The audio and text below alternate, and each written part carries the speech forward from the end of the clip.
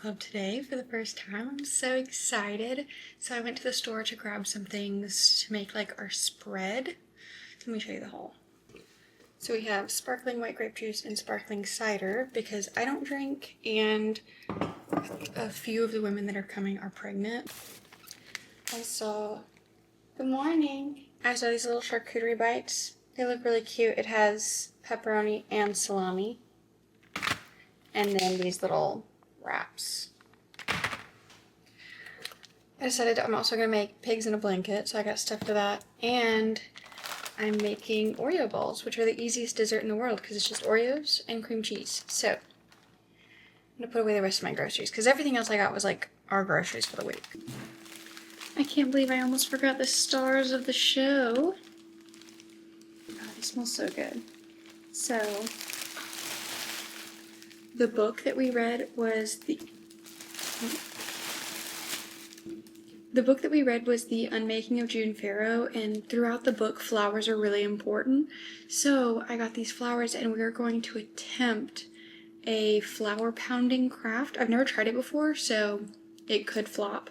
But basically you just get like watercolor paper and then you put the flowers down, cover it with parchment, and then beat it with a hammer until the pigment releases onto the paper, and then you have like this really pretty flower art. But we'll see how it works. If not, they're just really pretty for decoration. It is currently 10:30. Everyone's coming over at 6. So I need to get myself ready, but more importantly, I need to get the house ready because currently it's a bit of a mess. So I need to clean everything off, just find homes for everything because we're still in the middle of the moving process, so it's crazy. But I need to find homes for everything. I need to sweep, mop if I have time, okay? I'm not stressed about that. And then get all of the like food and stuff set up and ready. I'll probably start that around 5 so that it's not sitting out for too long. Oh, so I'm gonna go do some of the cleaning off camera because I feel like that's boring.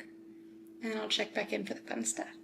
Now for the fun stuff. I am going to be making Oreo truffles, which this is actually like my husband's favorite thing that I make pretty much. And it's the easiest thing in the world because it's just a pack of Oreos and a thing of softened cream cheese. And you blend them up, roll them into balls. They're so good. And then you can coat them or not coat them in chocolate. I usually coat about half of them in chocolate and leave the other half just like bare because that's the way that my husband likes them. So that's probably what I'm gonna be doing today. And then, what time is it? It's 3 o'clock. So I think I'm gonna have some time to chill. I've been on my feet all day long, I'm dying. So I cleaned the entire house and it looks great, but I am beat. So I think I'm gonna take a little break after I make these and then come back around 5 to start prepping the rest of the food. So I ended up just blending 2 sleeves of the family size Oreo pack. And this is what we're looking like. So good. And then I actually just like fold my cream cheese into it. I don't actually put the cream cheese in the blender. I don't remember how I normally do it. It's been a while since I've made them, but I don't remember ever putting the cream cheese in the blender. I know when I had a food processor, I would put the cream cheese in that. So I guess you could do it either way. But this has been sitting out for like a couple hours, so it is definitely room temperature by now.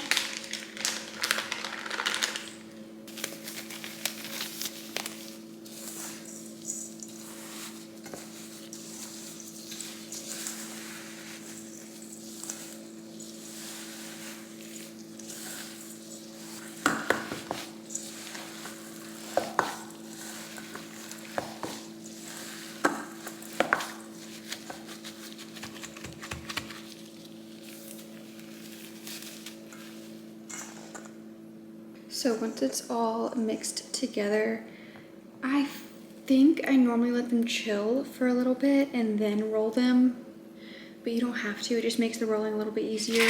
And then I'm gonna put them on this parchment lined pan and put them on the fridge. So if this just ends up being super hard to roll, I will put them to cool, but they feel fine. So I wanted to talk about the book itself because ever since school started for me, I have not been making as much book content. I also just haven't been reading as much because obviously between starting at a new school and moving, like I just haven't had that much time on my hands to do much of anything.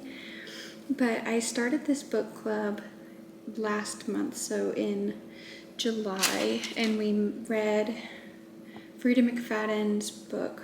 What was it called? Never Lie. That was our first book, and we met at one of the other girls' house because obviously I hadn't moved into my house yet. But now that we've moved in, I'm like so excited. This is gonna be the first time that we're hosting anyone at our house, and I'm just really looking forward to it. But the book that we chose this month was The Unmaking of June Farrow, which I think I already said. But I've had my eye on this book for so long and just never got around to reading it because I didn't have it. It wasn't on Kindle Unlimited. It wasn't at the library. So I was just like, yeah, I'll get to it when I get to it. Well, I got to it, and oh my goodness. I had no idea what this book was going into it. Even once I started it, I was like literally halfway through and I was like, I still don't know how to describe this book. It was crazy. So the premise is basically this girl, June Farrow, obviously. The Farrows have this curse on their like whole family line where they only have daughters, and every Farrow woman ends up like going mad. Like that's their curse, is that they go mad. And so June is like trying to break the curse, and she's like, I'm never gonna have kids, I'm never gonna get married, that way the curse ends with me. And then it gets so wild from there. Like there's so much more to it. It's like it dips into like timeline situations where she's not sure if like she is having hallucinations or if she's seeing visions of like an alternate timeline or the past or the future. Like crazy stuff is happening. And the first main timeline that we're in is set in 2023, and then the other like main timeline that you go to is in the 1950s. So it's definitely interesting to see those two different timelines, I guess. But I thoroughly enjoyed it. I was still a little bit confused by the end because I'm not, like my brain isn't big enough for that type of conversation. But I loved it. I thought it was so good. It was so beautifully written. Highly recommend if you're a big fan of like really beautiful poetic writing. I think Adrienne Young did such a good job with this book. And it feels it takes place in a small town in North Carolina, I think. And so it feels like it's written with that like small town country voice. So that was really cool to listen to. It reminded me, the way that it was written, not the content or anything, reminded me of The Giver of Stars by Jojo Moyes, which I loved that book. I gave it, I think, 5 stars. And it was also took place in like the old time in the small town country. So I just really like that setting of books, and the main character was really dynamic and really interesting, and I enjoyed getting to see like the way that she approached problems and thought about things and the way that she cared for the people in her life. And it was just really, really overall a really good book. I'm giving it 5 stars, I think, because it was just that beautiful and I loved the story so much. But everyone that I've talked to in my book club so far, I haven't talked to everyone, but the people that I have talked to, I talked to them last week and none of them had made it past like chapter 2. So I don't know who all has actually gotten to finish the book. I only finished it, when did I finish it? Yesterday? So I'm not saying it can't be done. Okay, it can be done. I don't know what we're going to talk about if nobody has finished it, but hopefully other people have gotten at least to like the midway point when it gets when things start, ramping up. But I'm so excited to have all of my friends in my new house and host and talk about books. I'm really excited. I'm so glad. And this is so out of the ordinary for me. Like, I struggle when it comes to like putting myself out there and making new friends and stuff like that, which is so silly, but I do. So the fact that I like took the initiative to actually invite people to this book club, and that was, you know, it was really vulnerable for me because I really don't like rejection. Like, I have a terrible fear of rejection. So I just tend to not ask for things because I don't want to be told no. So the fact that I like was brave enough to ask people to join my club and they said yes, and then I like went through with it, like, I'm so proud of myself. So no matter what happens, it's a win for me, and I get to talk about books, which is my favorite hobby, with some of my favorite people. So super exciting. I have just about rolled all of these out. I have maybe 5 or so left. They look kind of like little balls of coal, but they actually taste really good. And I mean, my husband and I, if I'm just making these for us, I don't dip them in anything because they're so good as is. But I have some Ghirardelli chocolate melts left over from last month when I made chocolate covered strawberries for book club. So I think I might dip maybe half of them, 2/3 of them into chocolate just to make them prettier, and then leave the rest plain for people that don't like the candied chocolate coating. So I'm not a huge fan of that flavor, but it sure does make them pretty.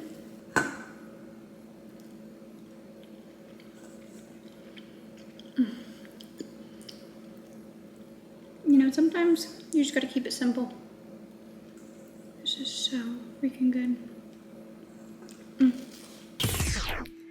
Book club was such a success. It was so much fun, and I am so sorry that I did not get any footage of like me setting out the spread or anything like that, but I was like rushing at the end. I started cooking all my stuff at 5, and then turns out I needed more time than that. I'm terrible with time, but then one of the girls showed up about 10 minutes early, and I was like, okay, we're fine. I'm not gonna worry about filming this. I am just gonna enjoy it in the moment. So I want to show you, this is what's left over from my spread. I don't want to dump it all over the place, so hold on. So that's what's left over, and I kind of compiled it all onto just this one tray, and I've been snacking on it throughout the day today, because it's, by the way, it's the next day. Yeah, book club last night. And then someone brought these pumpkin cookies. Oh my gosh, they are so good. I don't even know. It's just like a pumpkin cookie with like cinnamon cream cheese on the inside. Oh, it's just so yummy.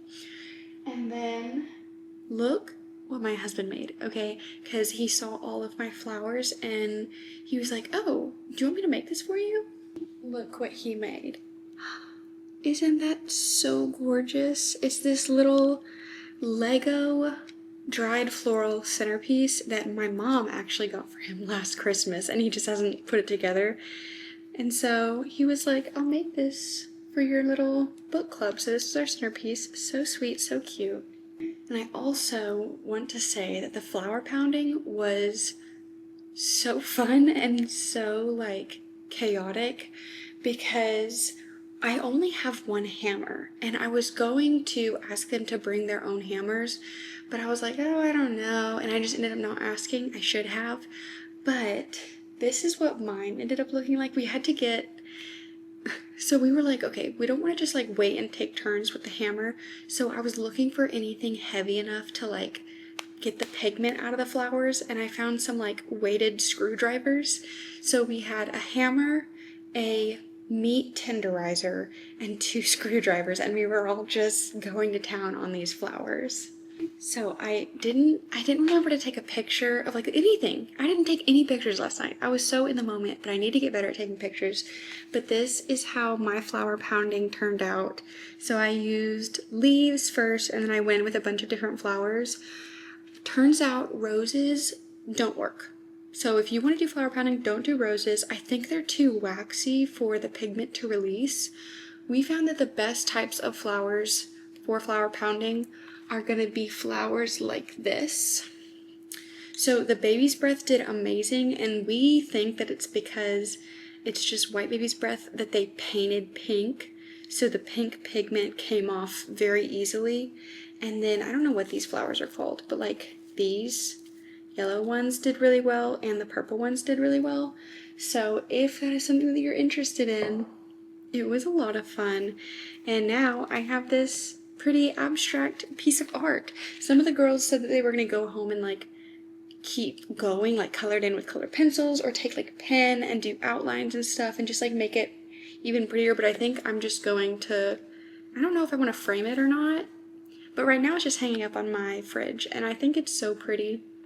And it smells good because it's flowers, but mainly it just reminds me of last night and how much fun we had. So loved that. The one and only picture that I took was this Polaroid of everyone while we were pounding the flowers. And you can't like tell anything in this picture, but it was fun. And they were really into it. I was scared that they were going to be like, oh, this is weird, but everyone was really into it. So, and worry not, I was not the only one that had read the book in its entirety. I think, how many people were here last night? 6? I think we had 6 people here in total. And 3 of us had finished the whole book. No, 4 of us had finished the whole book.